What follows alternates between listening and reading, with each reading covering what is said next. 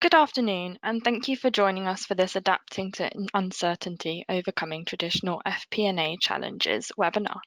My name is Kira Greenwood, and I'm part of the events team here at AICPA and CIMA, and I'll be your host for this event. We're delighted that today's speakers will be Jack Clark and Jochen Hessler. Jochen, Senior Director, Product Management for Solutions, has over 15 years of high-tech and financial experience and has been with Jedox for over 11 years. Jack is a Solution Advisory Manager at Jedox with over a decade of experience in finance technology, focusing on performance management solutions. Our sponsor for today, Jedox, is an adaptable planning and performance management platform that empowers over 2,500 organizations in 140 countries to deliver plans that outperform expectations. Before I hand over to Jack, there are a few points that I'd like to make. To minimize disruption, you've been automatically muted. If you've got any queries, please pop them in the questions box and we'll come back to them towards the end of the webinar, where we'll have a short Q&A session. Following the session, you'll be sent a link of the recording of the webinar and a link for feedback. Without further ado, I'll hand over to Jack.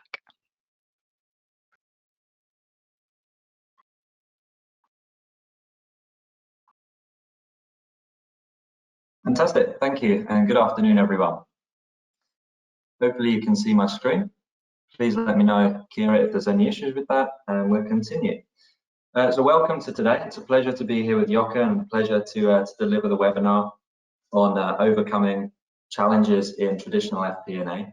And we're going to start by just touching on first the agenda and some of the objectives that we want to understand from the session this afternoon.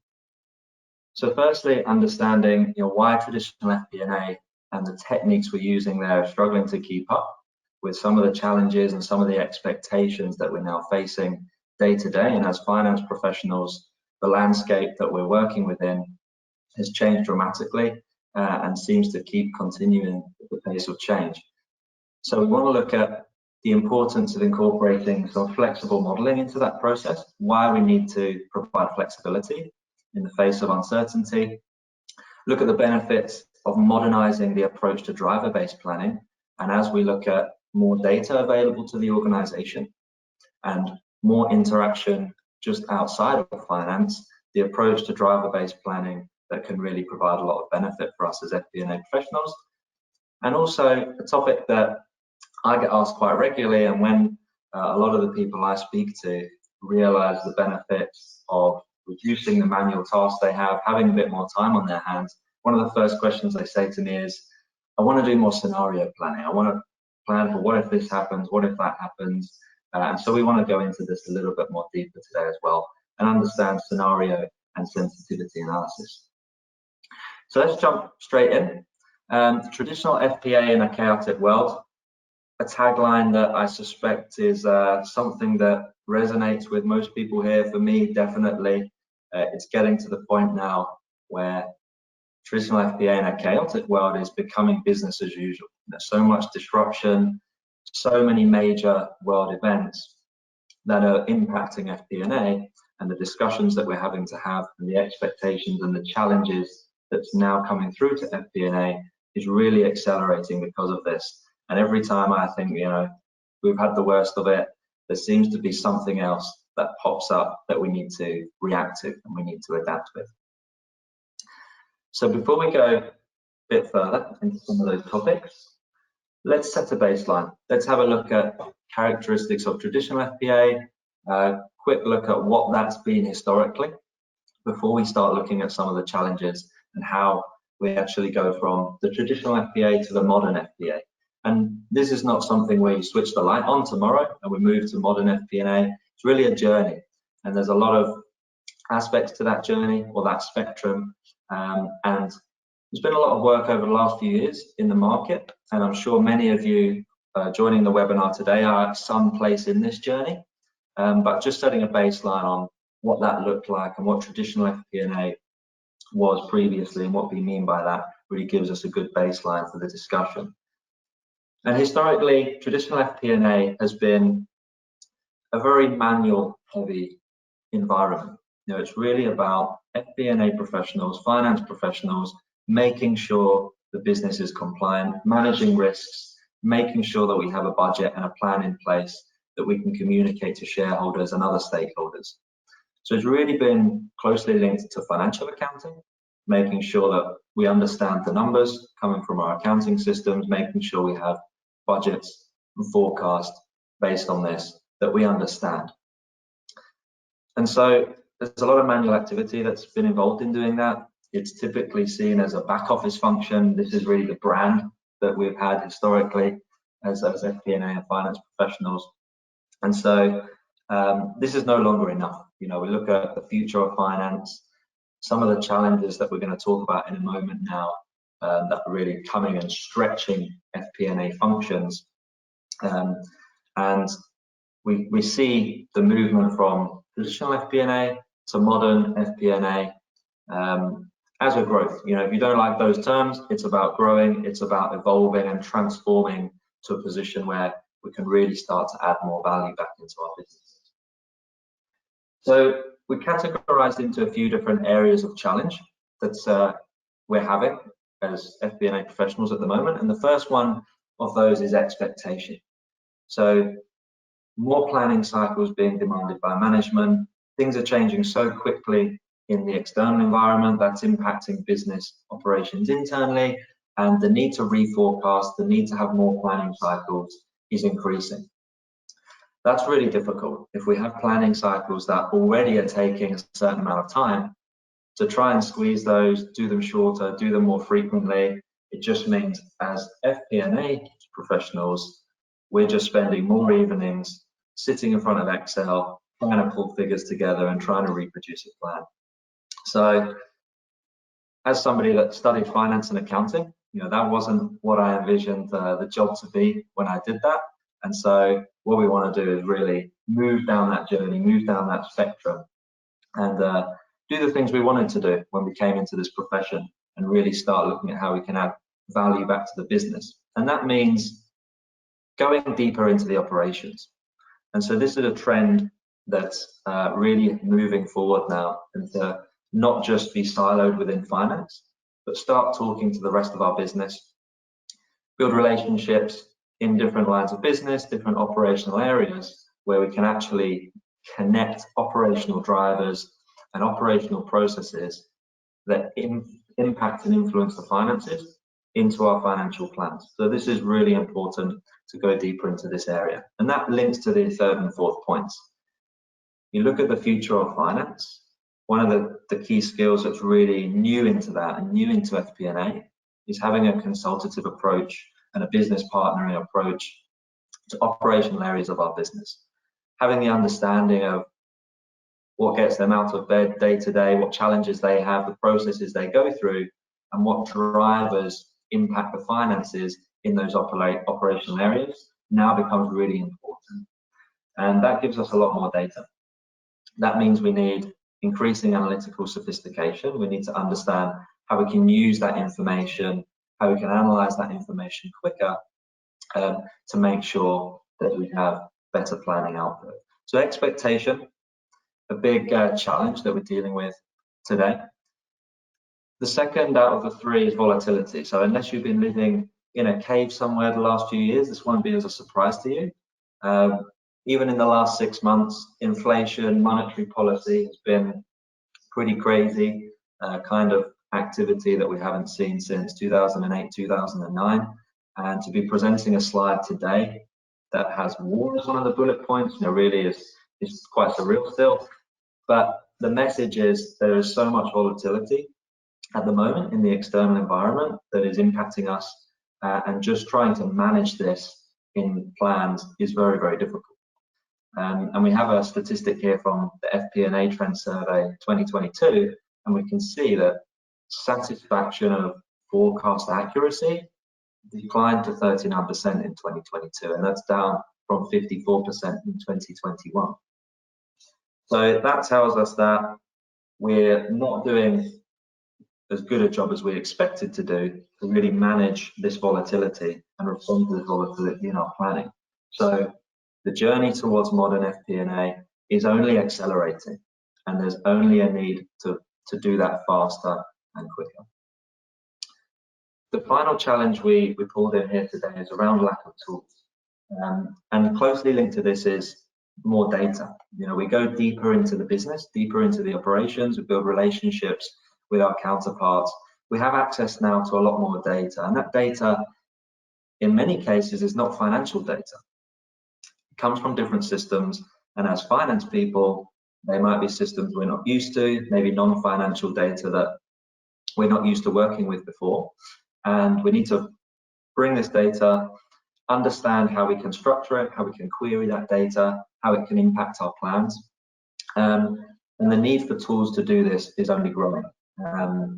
And there's, what I see as a trend in the market at the moment is, companies being a little bit more cost cautious with how the environment is and really focusing on tools that can increase revenue or decrease costs.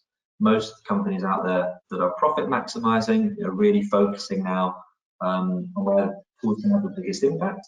And historically, that hasn't been in FP&A tools. But as we start going deeper into operational activity, needing to plan and be more agile and reactive with our planning, there becomes to be a much stronger business case for investing in FP&A tools. But we still see from the same survey, 58% using Excel as the main system for planning and forecasting.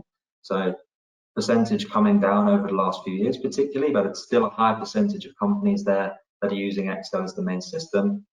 And when you do that, that's totally okay for many businesses. I mean, not here trying to say that Excel is a bad tool. Actually, it's a great tool. And at Jedox, we're advocates of still using Excel. But as the business grows and you have more data and you have more drivers that you need to take into account when you're planning, it can quickly become out of control, and it can quickly become very difficult to connect different parts of the business together.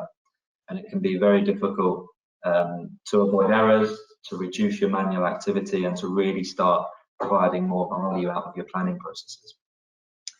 And part of that is because we start to have siloed information, different Excel sheets or different source systems as well. And we can very quickly end up in a situation where we have not a single source that everyone trusts. And this is really the bedrock of planning now. We need to be able to trust the information automatically without having to do reconciliation, data checks, and spend all that manual effort before we can plan and present that information. And we still see that 31% don't have that single source of data that everyone's trusting.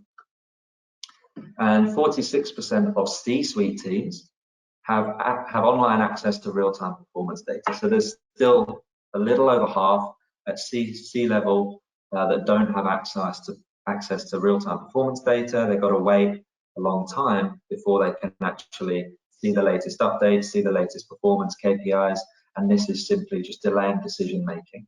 And when we're in an environment that's very competitive, lots of variables that we need to be aware of, and that need we talked about earlier for more planning cycles, it's a massive advantage to be able to have access to real-time or near real-time data to make quicker decisions. So when that comes into modern FP&A, we understand now a little bit about what the baseline for traditional FP&A is, the challenges that we're facing in the profession now.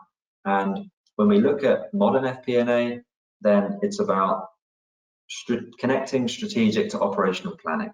Really having the view from the strategic level to the operational level and understanding how operational drivers and operational inputs really impact the strategic goals of the company. In the end, we want to take decisions that are based on the company strategy, that help achieve the goals of the company, and we really need an end-to-end connected environment and process to do this. Modern FP&A, about automating many of those tasks, about collaborating, particularly with more operational parts of our business, as we said, and in the end, about continuous value creation. So for me, modern FP&A is that journey. The journey continues into the future as well, because different macroeconomic events, different drivers, different technology, more data, more newer technologies will keep coming. And so it's about being responsive, being able to adapt to those to bring continuous value creation into your business. And I think this is a good time to introduce Jochen as well into the discussion and get some opinions from him about modern FP&A. Thank you, Jack. Yeah, welcome everyone, and thanks for having me. Great opportunity here in a great format to talk about modern FP&A processes. So if we're talking about what really creates value, I think it depends very much on the company's maturity level of where you are regarding FP&A, but also XP&A, a term that Gartner is using, so extended planning and analytics processes, not only focusing on finance, but also in different departments like sales, HR, etc. And to find out in which areas you can improve, it is usually helpful to think in 3 dimensions. The one dimension is data integration. The second dimension is functional integration, meaning not only finance, but as well integrating data for HR, IT, marketing, S&OP. A new topic that is coming up is ESG, so environmental, social governance topics where you need to collect a lot of data. And third dimension is process maturity. So how are you actually handling these planning or data collection processes? Are you doing it only top down? Are you doing it bottom up? Are you using both? Do you use workflows? Are you doing it in many scenarios? Are you utilizing AI technologies, etc.? And this is something we are helping customers with by mapping out where it makes sense to put puzzle pieces together on their journey and depending on where they are. And the first area of potential value creation could be around automating repetitive tasks like extracting and transforming, which means translating raw data into information from multiple source systems. To just reduce the amount of Excel sheets and repetitive tasks where you extract, download something, put it in Excel, do a lot of VLOOKUP formulas to move it to the next stage. Second area could be around adding more contributors to the planning cycle or also forecasting cycle to improve quality and alignment and orchestrate the process with clear tasks, due dates in workflows, for example. And third area, if you are already relatively mature, that you add AI and machine learning algorithms as well into the planning process to have more insights about business drivers, as you said, Jack, to forecast also more often so that you are faster to react on changes, because if that process takes already a few weeks or months, then of course you can't do that so often as required if the world is changing faster than you are able to adopt that process for planning. And as I'm coming from product management, it's very similar to agile software development processes as well. So it is collecting feedback from stakeholders, build something, receive feedback from them, improve over time, and then deliver value in areas you can gain highest impact on a continuous basis. That's what you said already. So the whole process is a continuous process of improvements, which can be a marathon, of course, but usually we deliver it in many smaller sprints where customers get already in each sprints really an additional value depending where they are.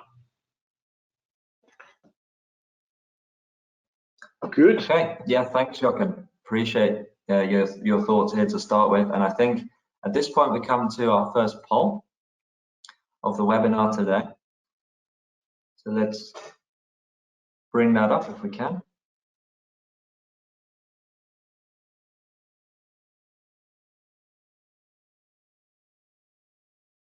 There we go. So we're on about 40% that have voted so far.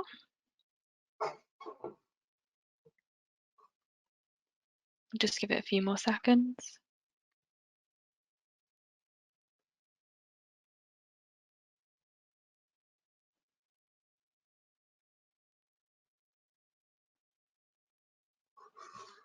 Yeah, a few more seconds. So please vote if you haven't done so far. And then let's take a little look at the results.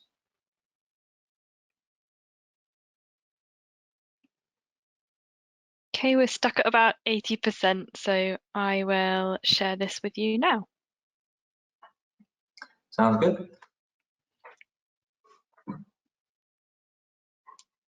Okay, so has your CFO's organization explored modern technology like AI or machine learning? Then we can see here, actually the highest is not a huge surprise to me, actually, that AI not currently on the radar, 56%. Interested in implementing AI and looking at what that could be and exploring options, 39, and actually using AI at the moment down at 5%. So very new technology, of course. I think actually how to implement that into your existing FP&A processes requires some thought, and really what the best way of doing that is, and doing that without losing sight of the journey that you're on as well. And perhaps Jochen, your thoughts as well, just on the results here of the attendees today. Yeah, also I'm not surprised. I think it developed over the past years that the customers are more and more interested in implementing AI and are now exploring options. ChatGPT is the whole buzz at the moment, and people catch up in that topic. There are really some areas where AI can add a lot of value, and we will talk about it in today's webinar as well.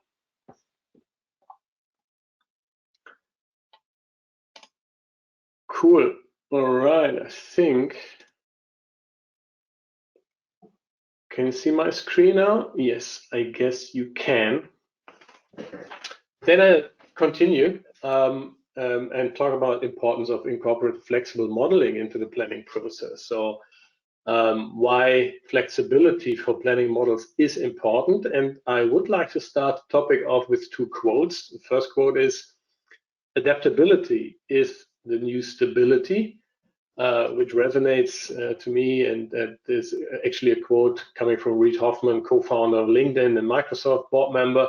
And it means simply that, of course, stability is important to investors, banks, employees, and being static is a liability. But a constant and accurate forecast prediction is probably indicating stability more than achieving year-end targets if change is communicated transparently, properly, and in a timely manner. So that I think stability is nowadays more about how you can handle change and how flexible you can adopt to new circumstances. And the second quote that I like very much is, if a plan doesn't work, change the plan, but not the goal.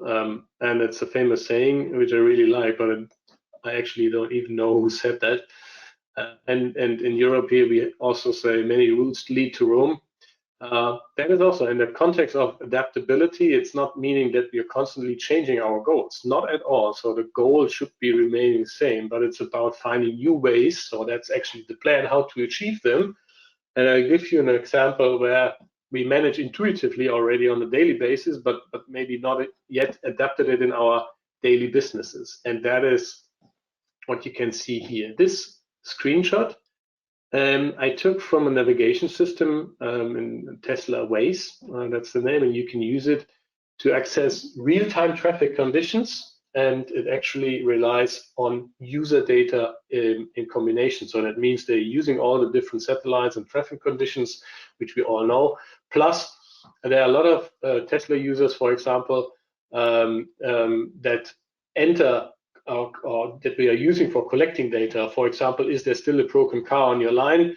You get that message on your navigation system, you can submit, for example, and that's the way how we can contribute to all these information that are required to really increase the accuracy of when are we actually at home, for example. So we are always using these systems, even if we know already the route. So you know already how to get to the goal, but we actually use it every time to find the best route, and then finally probably being able to handle possible obstacles in a flexible manner, even though it's only to, let's say, call your wife or your husband in a timely manner that you are late for dinner, for example.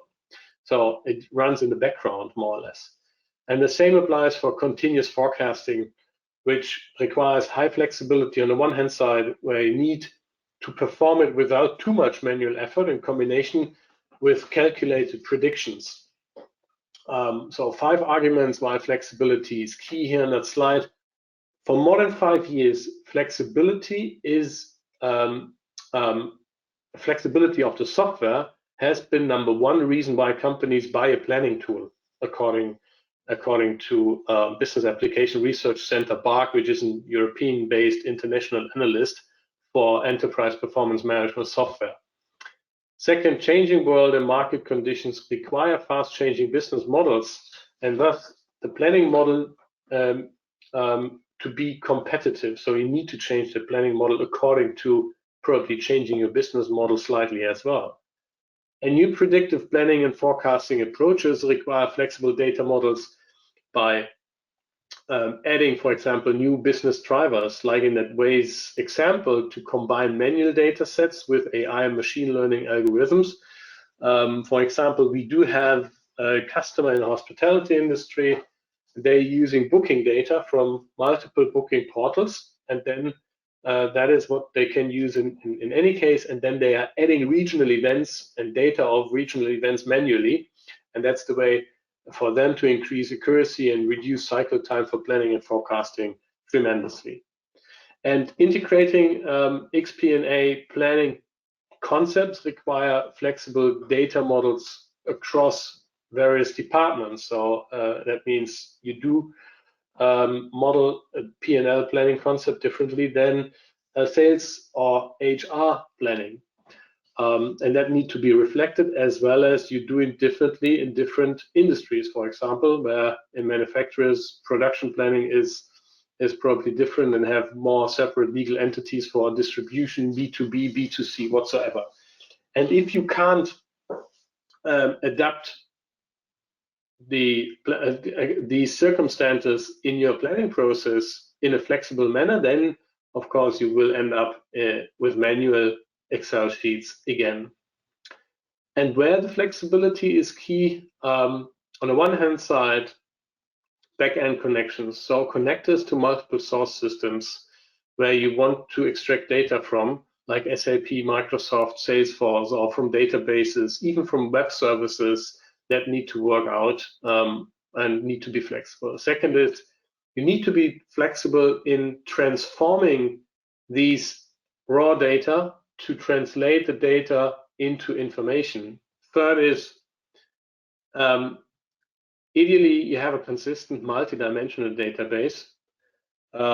In my first position after studies, I worked as a sales controller, and I planned sales revenues by region, by customer, by sales reps.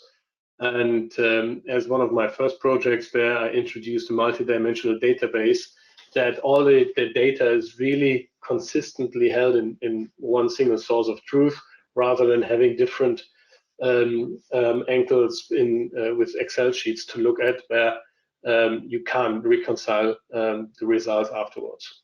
And then, of course, also you need to be flexible in managing your master data, your hierarchies, because they might change over time. So territories and assignments to sales reps, etc., that might change. Also, cost center hierarchies, profit center hierarchies might change. So you need to be flexible in this regards. And you should be flexible in terms of artificial intelligence inclusion. So be prepared that you have something that you can use and increase let's say that you can do it more often, and you need to be prepared that data is coming in formats that require translation again.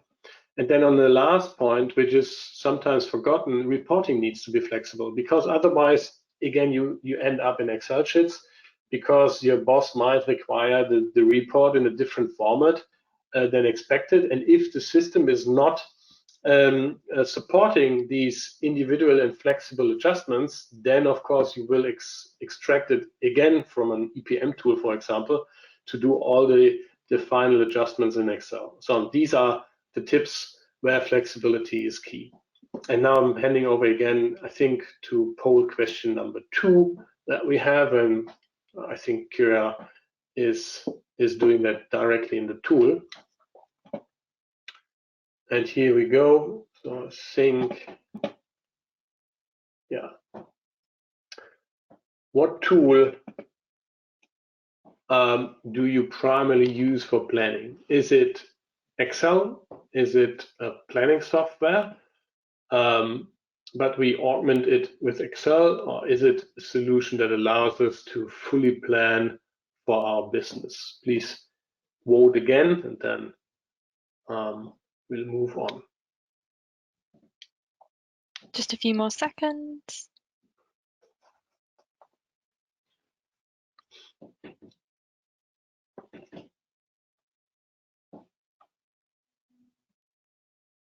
There we go. Those are the answers up on the screen for you now.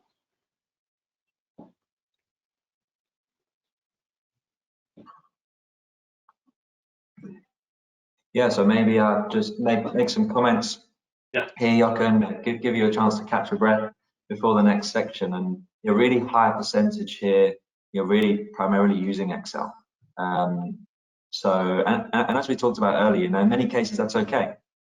Excel is a great tool, provides a lot of flexibility, but as businesses scale, as demands change, and as expectations increase, and as we engage with other parts of the business and want to capture on some of that flexibility that Jochen was discussing, we can really struggle with Excel. We can become really stretched, and so maybe many of you experience some of those challenges. 27% using some planning software as well.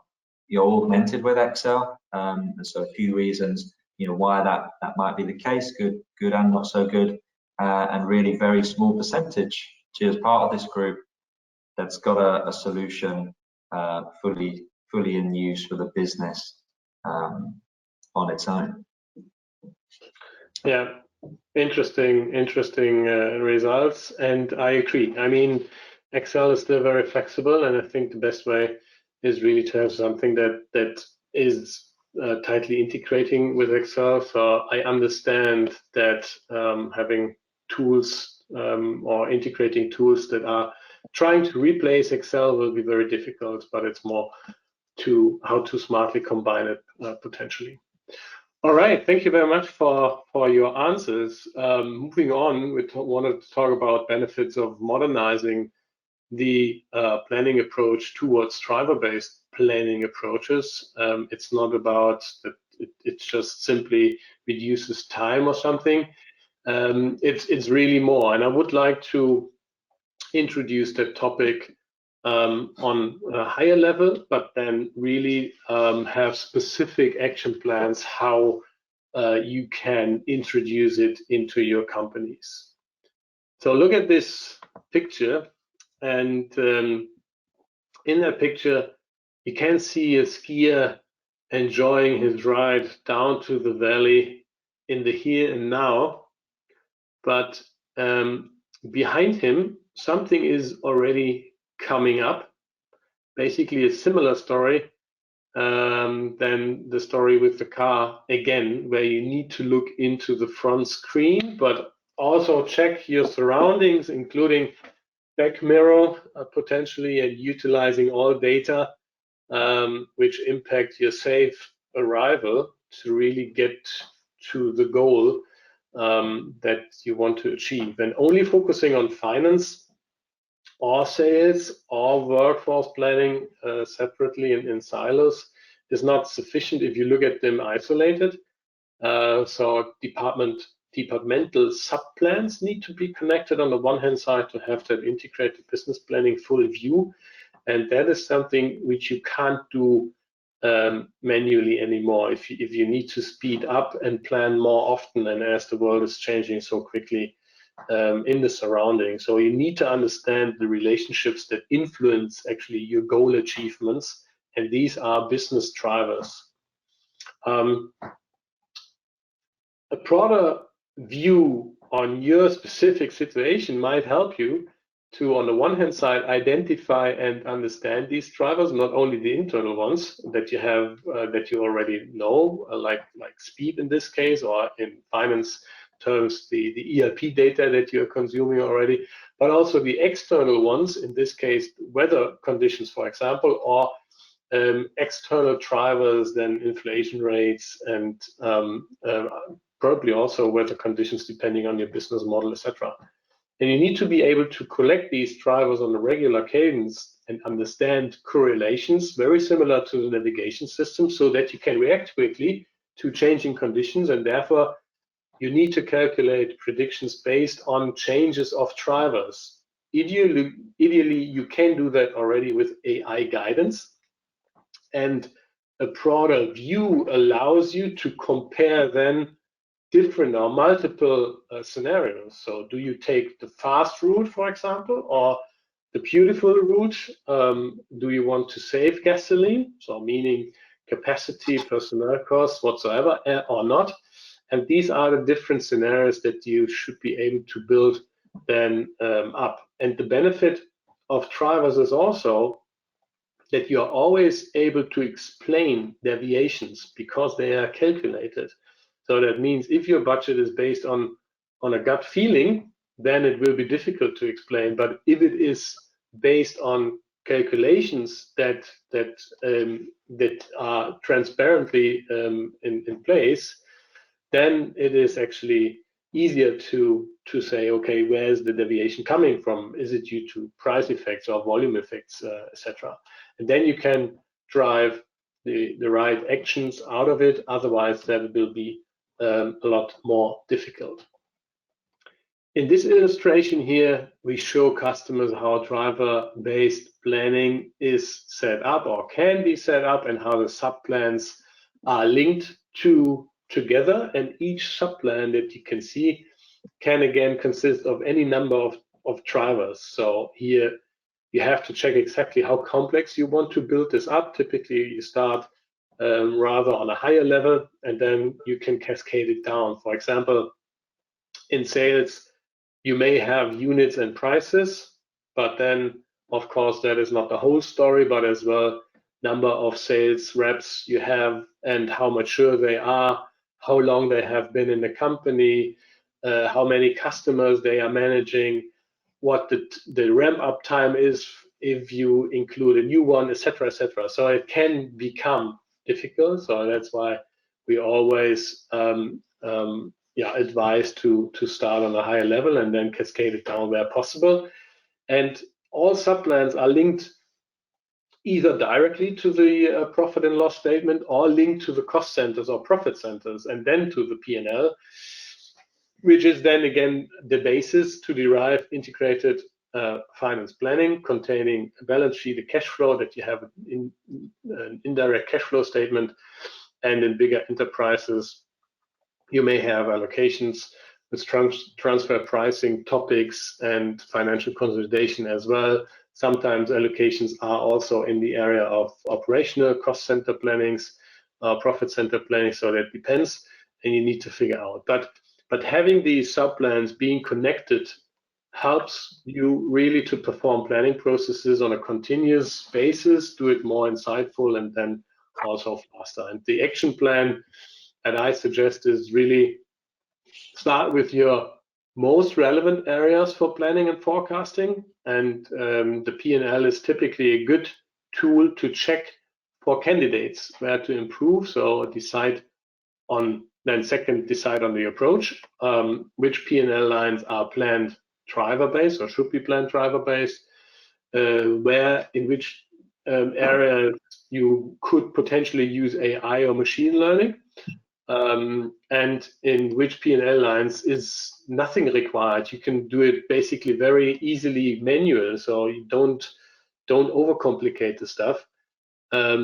If you have relatively stable numbers in certain P&L lines, and then set up the model of value drivers and consider the external ones too, and then integrate these drivers into your reporting. Probably at first that you can monitor the accuracy of these drivers over time, and that helps a lot for the next planning cycle then again.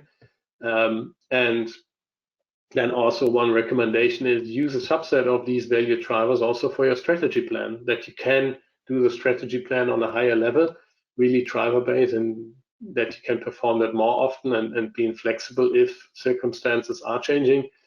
And then, yeah, basically search for tools that support you in these driver-based planning approaches, looking at AI and machine learning, that this is supported, even if it's only considered in a later stage, and having tools that support you in that flexible planning approaches. And that is where we come to the last poll question, I think, or at least to poll question number 3, where we ask you, do you include external data and forecasts as drivers in your planning process already? So A is, we often use external data and forecasts as drivers. B is, external data and forecasts are used to inform planners, but not directly as drivers. C, we do not incorporate external data or forecasts. So we're around 55%, so we'll give it a few more seconds. Mm-hmm.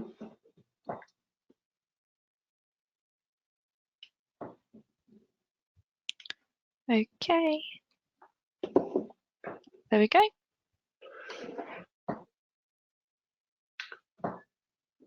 Good. So let me see. It's pretty small on my environment here. Let me see. So first is we often use external, what is it, 20? Can't see it exactly. 28%. So we often use external data and forecasts as drivers, comes in at 28%. External data and forecasts inform planners but aren't drivers, comes in at 51%.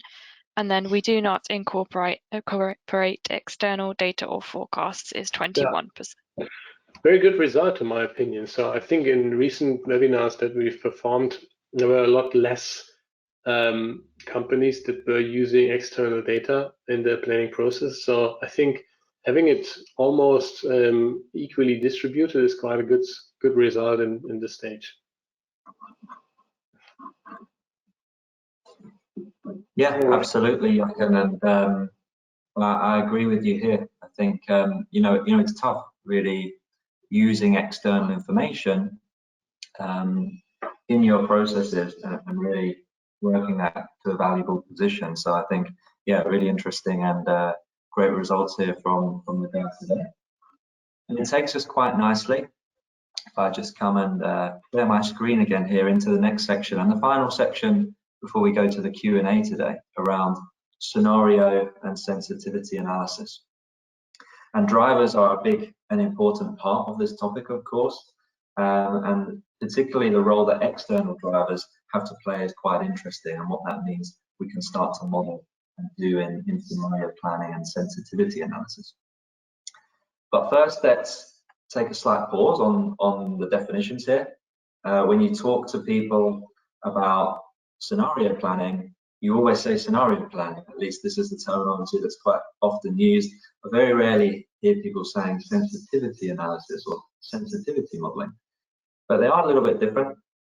Sensitivity modeling is really looking at one of those drivers or one of those variables at the time and understanding how much that is impacting your plans. You're really looking at, if we change our price of a product, what's the impact that has on the rest of our plan? And scenario modeling is really looking at considering an entire event and how multiple variables, multiple drivers need to respond or change, and giving yourself really a different version of your plan, a completely different scenario. And it's about using those two modeling methodologies to really better plan for uncertainty and to really understand in different events, different external but also internal drivers, how we can become more confident in our plan, how we can better plan further into the future as well. And this is a topic of the next slide here, looking more at scenario modeling. So you see on the right in the chart, a little bit hard to see, but you've got this blue section, we call it the predictability span. And the traditional FP&A approach really only works in this span. It's really hard to, with any accuracy that you can rely on, plan what your business performance could look like outside of the predictability span without some of these techniques that Jochen's been talking about. And the harsh reality today is that the predictability span here is shrinking. It's becoming smaller and smaller. The world is changing so fast. So many things are happening that really impact business operations and business performance. It's becoming harder and harder to, with any certainty, predict what the business could look like further into the future. And there's so many possibilities. You know, we have a few scenarios plotted here. You see S1 to S4 change in government legislation. Yeah, excess demand on scarce raw materials that we've seen quite recently in the marketplace as well. Social media influences on market acceptance and trends and popularity of certain products, for example. The pandemic, a topic that's still lingering there and may go in certain different directions as well. And being able to create a scenario plan that gives you the view of what your business could look like further into the future really helps in decision making, because in the end, that's what it's all about. It's about being able to take better decisions now based on having a better view of what could happen to your business in the future. So it's really giving quite tangible benefits, I'd say, you know, to the strategic direction of the company and the decisions that you can make.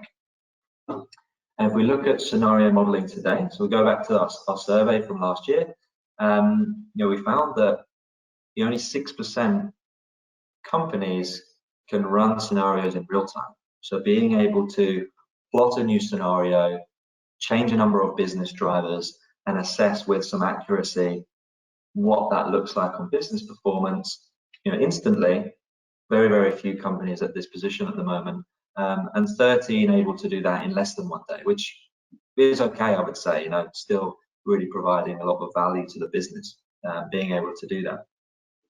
But the majority, at 55%, running different scenarios is long and challenging, and I've been there as well, and I suspect many people here today have, where you get to the end of your budget cycle. This has been quite tough in itself, and some discussion is happening. We're presenting the budget, and there's a new input that means we need to model a new scenario, and there we are, you know, short amount of time, spending our time again, pretty manual, trying to plot out what that could look like. So, and it's hard, you know, it's hard to really get to this position. And 26% as well, simply unable to run scenarios, so not at that level of maturity or have the technology in place that really supporting them from running those scenarios today. And we're talking about here, you know, real full scenario management, being able to take different scenario versions, using an existing plan such as a budget or such as a recent forecast, using that as a baseline, changing the drivers that you identify in your business, both internal drivers and those external drivers, and being able to really compare together what happens with certain changes in those variables and comparing scenarios together. So if we look at what that looks like in a little bit more detail and what the characteristics of your modern scenario modeling are, well, number one, it's automated. It's probably no surprise to everyone either. You know, with the amount of data we have that we want to bring into scenario management now, and the number of variables that we can play around with there that impact our performance, we really need to automate that, so we can do it with any kind of speed. And that's the second one, making it fast, being able to plan scenarios quickly. Not just to answer questions that the business have, what happens if I use this supplier or I go to a cheaper supplier, as an example, but really just to respond to external events and to respond to what is an ever-increasing competitive environment. And driver base is important. Having drivers that we can change based on various events or scenarios happening in the world, this is really enabling us to increase the accuracy and to increase the understanding of what drivers have what impact on our business. And I think that's a really important part. And from my experience talking to customers, it's actually the drivers that they think have the biggest impact on their performance is not always the ones that have the biggest impact, you know, and this is quite a revelation sometimes to understand that certain drivers are having a bigger impact on their business than they thought. And that's quite fundamental if you're looking at taking business decisions based around certain assumptions that some drivers is where the impact is coming from, and that's not the case, you know, then this is really something that's adding value and helping. And they've got to be multi-dimensional, of course. We've got to be able to look at different slices of our information, have those drivers across different parameters of the business, whether that's relating to sales or overheads or capex, and those different dimensions that we really need to plan. And the last point here as well, quite interesting, continual vigilance, because one of the great values that really comes back to one of the first points we talked about today around more planning cycles is being able to be more continual. And point you mentioned a number of times, Jochen, as well, is based on particularly external drivers and external events. You know, these don't sleep. Everyone in the company goes to bed at night and comes into work the next day, and maybe there's some changes in the internal environment, but those external events don't sleep.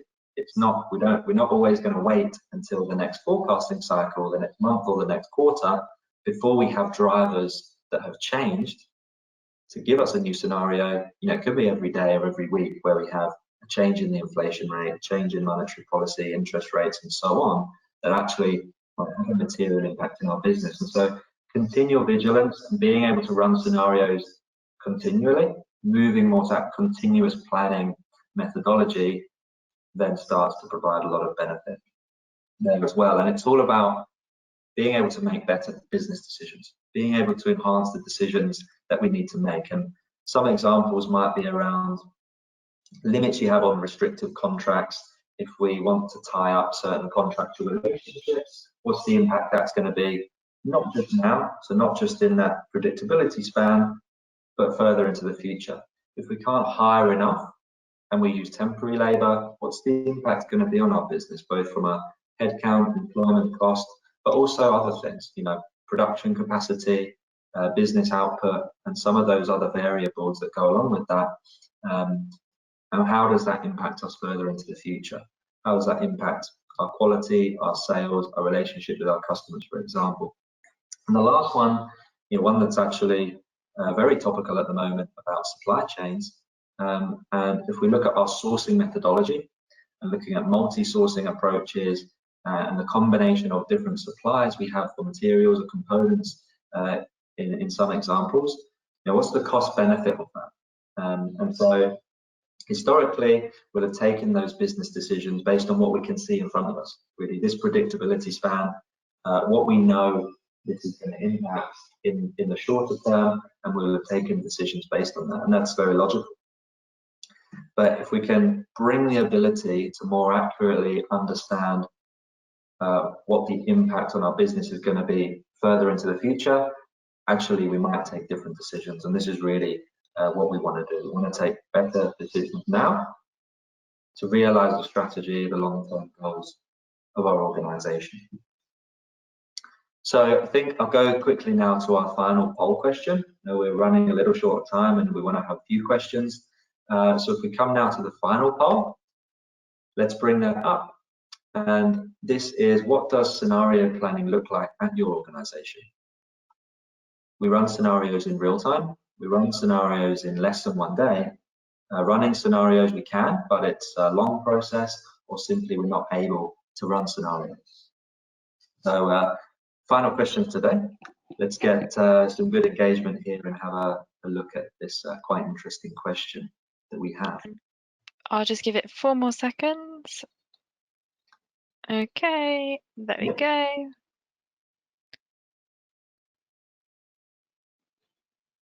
Okay, so now I just need to have the same problem as Jochen, where I bring up the results. We run scenarios in real time, comes up with 5%. We run scenarios in less than 1 day. It comes up with 23%, so that's in second place. The first place is running scenarios is a long process. And third place is at 14%, we're not able to run scenarios. Okay, yeah, again, interesting and not unexpected from my perspective. You know, running scenarios is a long process and it's tough. You know, new drivers identified, always new scenarios that you want to bring into that planning cycle, and to be able to do that with agility is not easy. You know, so being able to do it is good, and it's quite difficult. And the most common across the market that I see is, you know, it's quite a difficult process, and it takes a long time to do that. And the result of that means, you know, if it's long and it's hard to do that, you simply do it as less as possible, right? You know, you do it as infrequently as you need to, and so you're leaving a lot on the table in the end by not being able to really run so many different scenarios. That was a quick comment from you, Jochen, before I conclude today. No, I think you're completely right. So that's what we see in customer sides as well. It takes too much of time and the delay of preparing some slides. So until you have the results, the world has changed already. So you can't catch up in a timely manner, and that's why it is really crucial to either adjust the doing and do it a little bit easier and simplify stuff in order to do it more often. That's exactly right. Right, should we jump into Q&A? I've just noticed that we've got about 5 minutes left. So I think the first question is for you, Jochen. So AI or machine learning seems to be a very popular topic at the moment. How would we be able to embed this into our FP&A?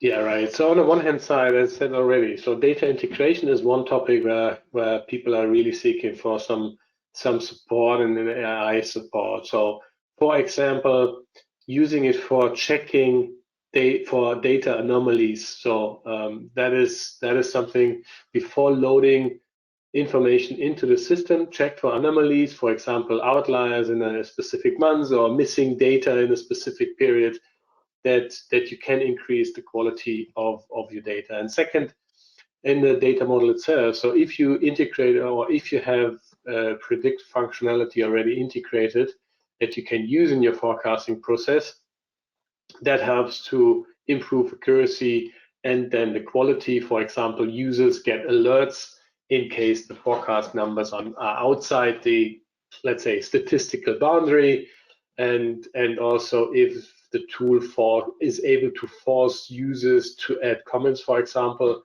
about deviations before they are able to move on. And very recently, famous stuff in ChatGPT. I mean, and I'm in as well. Most of the financial professionals are very good in numbers, but they sometimes are struggling in really putting the results of their analytics into a textual comment that be a recommendation for their management, for example. And this is something where ChatGPT is quite interesting to give really good transparency about the data by themselves already, and can help as a helping hand with AI in that regards. That's great, thank you. And then another one that's just come through, Jack, I think is for you really. So what tips would you have for FP&A teams to persuade management to invest in FP&A systems and tools?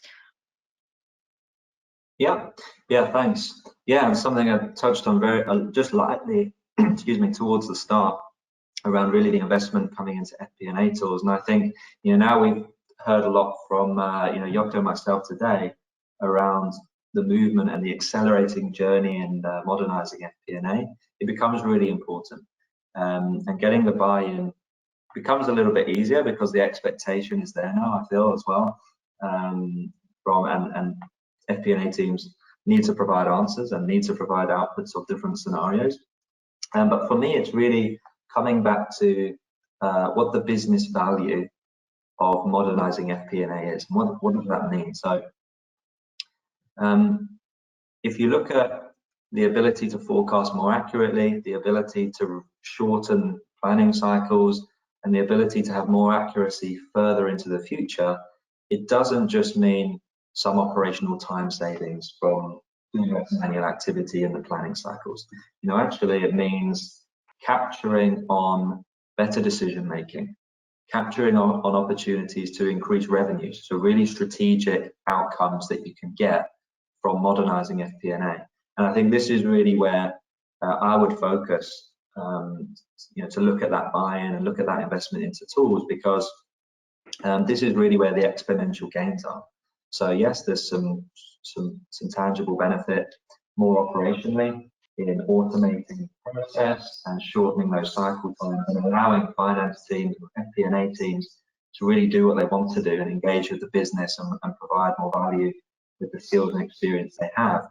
But really seeing that through to top line revenue increase that you can achieve in the end, I think is really an interesting factor to look at to help you know, convince those people that are signing the checks in the end to look at these tools. That's great. Thank you, Jack. We've come to a close now. We're just a minute over. So for those of you that have sent through questions, the team at Jedox have said they're happy to answer them after the session, and we'll get those answers to you after the webinar. But thank you, Jack and Jochen, for joining us today. It was really informative. And thank you to everybody that joined the session in the audience and participating in today's webinar. We'll share a recording of the webinar, a link to the slides, and a feedback survey link with you tomorrow. If you can complete the feedback survey, that would be extremely helpful for our events team, because then we can look at what sorts of topics and themes are of interest to you to make sure that we're catering our webinar to you. Thank you, everybody, for participating, and enjoy the rest of your day. Take care.